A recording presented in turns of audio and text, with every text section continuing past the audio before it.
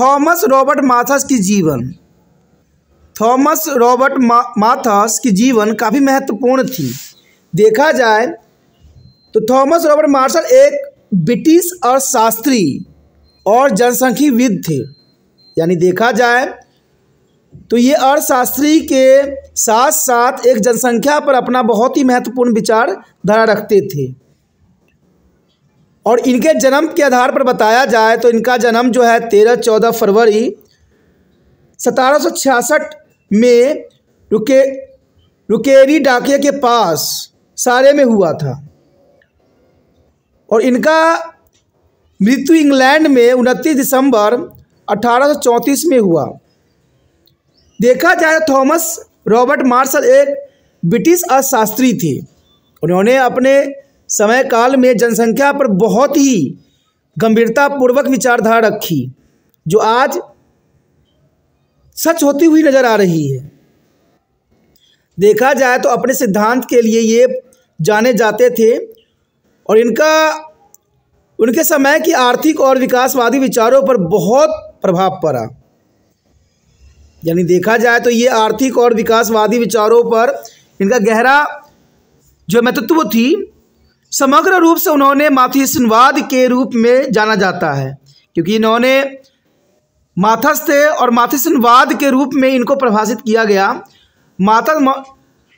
Thomas माथर रेविल्ड Hughes और Jean Jacques Rousseau जैसे दार्शनिक से काफ़ी प्रभावित और मजबूत उदार विचार वाले पिता के साथ एक समृद्ध परिवार में पले बढ़े। यानी देखा जाए तो थॉमस माथर डेविस ह्यूम्स और जीन जैक्स रूसो जैसे दार्शनिक एवं काफ़ी प्रभावित विचारधाराओं पिताओं के साथ इनका जो है लालन पालन हुआ। कहते हैं परिवार जब अच्छी होती है तो बच्चे का पालन पोषण भी उसमें सुनिश्चित होती है। युवा थॉमस की शिक्षा क्रेबियस के जीसस कॉलेज में भर्ती होने तक घर पर ही हुई। यानी जैसे दूसरे बच्चों का भी होता है कि उसका बचपन का शिक्षा घरों में ही प्राप्त होती है, इसी प्रकार थॉमस की भी देखा जाए तो शिक्षा जो है घर पर ही प्राप्त हुई। उसके पश्चात उनको जो है कैम्ब्रिज के जीसस कॉलेज में भर्ती करवाया गया, जहां उन्होंने लैटिन और ग्रीक पर जोर देने के साथ साथ विभिन्न विषयों का अध्ययन भी उन्होंने प्राप्त किया। उन्होंने 1788 में स्नातक की उपाधि प्राप्त की और 1791 में अपनी मास्टर डिग्री प्राप्त की। देखा जाए तो एजुकेशन को ये बहुत काफ़ी महत्वपूर्ण समझने लग गए थे। बाद में 1797 में उन्हें एंग्लिकन चर्च में पादरी के रूप में नियुक्त भी किया गया। यानी देखा जाए तो 1797 में उन्हें एंग्लिकन चर्च में पादरी के रूप में नियुक्त किया गया, जो कि काफ़ी महत्वपूर्ण बात है। 1805 में उन्होंने हेलोवेरी में ईस्ट इंडिया कंपनी कॉलेज में एक शिक्षक के रूप में काम करना शुरू किया। ये काफ़ी महत्वपूर्ण बात थी कि 1805 में उन्हें हेलोवेरी में ईस्ट इंडिया कंपनी के कॉलेज में एक शिक्षक के रूप में काम करना शुरू किया। और 1819 में थॉमस माथर्स को रॉयल सोसाइटी के सदस्य के रूप में भी चुना गया और बाद में पॉलिटिकल इकोनॉमिक्स क्लब में भी शामिल हो गए, जहां उन्होंने डेविस रिकार्डो और जेम्स मिल जैसे अर्थशास्त्रियों के साथ काम साझा किया। और यही समय काल थी जहां पर उन्होंने जो है जनसंख्या पर विचारधारा अपनी रखी। माथस लंदन स्टैटिस्टिकल सोसाइटीज़ के सह स्थापक में से एक थे। इनकी हर एक कदम पे जो है आगे ये बढ़ रहे थे।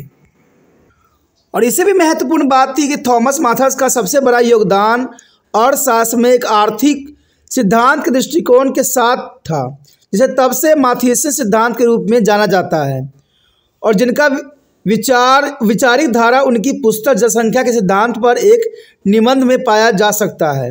यानी देखा जाए तो थॉमस माथस का जो है अर्थशास्त्र में काफ़ी लगाव थी। उन्होंने आर्थिक सिद्धांत के दृष्टिकोण जो है अर्थशास्त्र में दी और इसके सिद्धांत को माथेसियन सिद्धांत के रूप में जाना जाता है। और इवन देखिए तो इनके पुस्तक में जो है जनसंख्या के सिद्धांत पर एक निबंध भी हमें प्राप्त होती है, क्योंकि यह समाज के भविष्य के सुधार को प्रभावित करता है।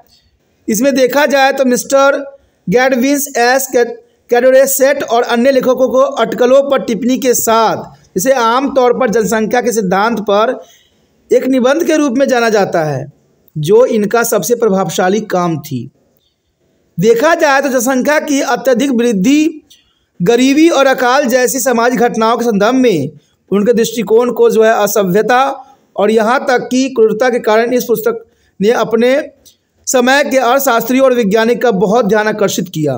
क्योंकि देखा जाए तो इनके पुस्तक में जो जनसंख्या की अधिक वृद्धि के दर्शाया गया था और गरीबी और अकाल का जो है घटनाक्रम की वर्णन की गई थी, सभी अर्थशास्त्रियों को जो है उनके विचारधाराओं से ने आकर्षित किया और ये काफ़ी महत्वपूर्ण बात थी।